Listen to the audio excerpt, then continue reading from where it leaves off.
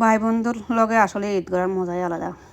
যার ভাই বোন প্রবাসে একসাথে মিলেমিশে আসে তাদের হিরাই করতে এর অনুভূতি কীরকম। তো যাক, আসসালামু আলাইকুম। আপনারা ব্যাগ ভালো আছেন? মেলা দিন আসলে ওই নোয়াখালী কোনা মাঝখান দিয়ে আমি আবার শুদ্ধ ভাষা করি আর কি। তো মেলা দিন করলাম, আজ মনে করলাম যে না, আজকে ঈদের একটা দিন একটা নোয়াখালী ভাষা কই ব্যাগের লগে ভালো লাগবে। তো আমি এবারে নিয়ত করছি আর কি। প্রতি বছর তো আসলে আর ঈদের জামাতে যাওয়া না, তো প্রতি বছরে এবারে নিয়ত করছি আমি এবারে যেন হোক আমি ঈদের জামাত পড়ুম, এই একসাথে ব্যাগের লগে পড়ুম, এটা আসলে ভালো লাগে।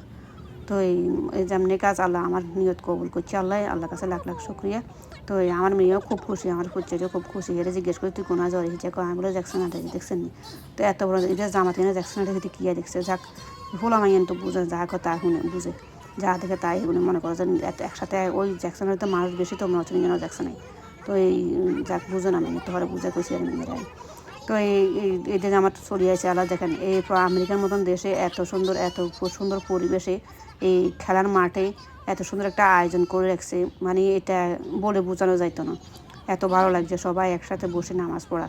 তো আর নামাজ পড়বার আগে দিয়ে কিছু রান্নাবান্না একারে আগে দিয়ে কী হয়, আগে দিনে ব্যাগ রাঁধিয়ে দিয়েছি। তো জাস্ট খালি বেকিংটা সুন্দর করি এই গরম গরম করে রাখে দিয়েছি। তারা আইলে এই মেহমানতি তাহলে খাই খালি বাড়ি দিয়ে নাম আর কি, বেকিং রেডি করে রাখি গেছে। কারণ আমরা গাছ খাস সিম্পল একটু দেখে, তো খাইতে বলে যেটা খাইতে বলছে সেখানে রান্না করে সুন্দর করে দেখাবো।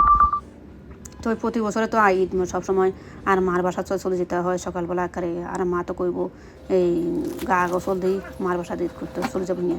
তো এই হয় মার বাসা, নয়তো ছোটো ভাইয়ের বাসা, নয়তো বড় বোনের বাসা, কারো না কারো বাসা তো আর ঈদ করতে হবে। তো এবার করলাম যে না, এবার আর বাসাত বেগুনো আইবি, এখানে খাওয়া দাওয়া করবি, ব্যাস কোনো কথা নেই। আর মা বাবাও দেশে এবারে। তো এবার করলাম যে না, এবার আর এখানে খা, প্রতি বছর তো বাসাত কাজ তো যান যা যা করছি এখানে রান্না করে লাগে থাকে, এখানে ডিম দিই, ইচামাজি করছি, টমেটো ভর্তা করছি। আবার ঈদের রোজার ভিতরে তো কারো শাক খাওয়া হয় না, মনে হয় একটু শাক করে খাবে ভালো লাগবে। তারপরে সিমের ভর্তা করছি, তারপরে গরুর মাংস করছি এখানে। তারপরে যে রোস্ট আছে, পোলাও আছে, ভাত আছে, আবার সেরিং মাছ দিই, ওইখানে মাছ ভাজি করছি, আবার মাছের দই পেঁয়াজ।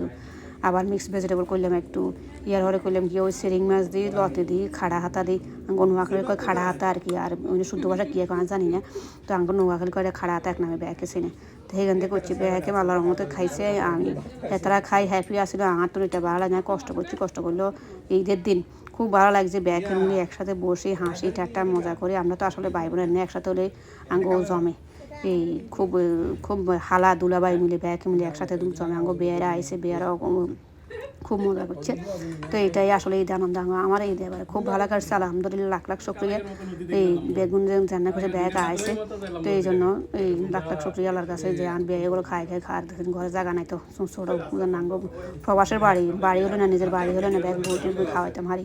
আসলে বাসা বাড়িতে জায়গা বাসা কম, তো এই জন্য ওই ব্যাগরা একটা বয় দিতাম হারি না। তো যাতে জানি আর হেনে খাইয়াল আর কি। আর প্রবাসে এমন বেশিরভাগ মানুষ আতেলই খাওয়ানো অভ্যাস আর কি। তো হেতারাও ওই আতলে খাইতে খেতে ওর বয়স হচ্ছে আতলে খায়। ইন্ডিয়া আর বেয়াই আবার কোনো শাক দিয়ে ভাত খাবো, হেতানে কিছু দিই না। তো যাক, ব্যাগে দেখছে আর কি ইয়ার দিছি ভাই বেয়ারে। তো আবার কিন্তু হালা দুলাবাই বেয়া মিলে খুব মজা করে।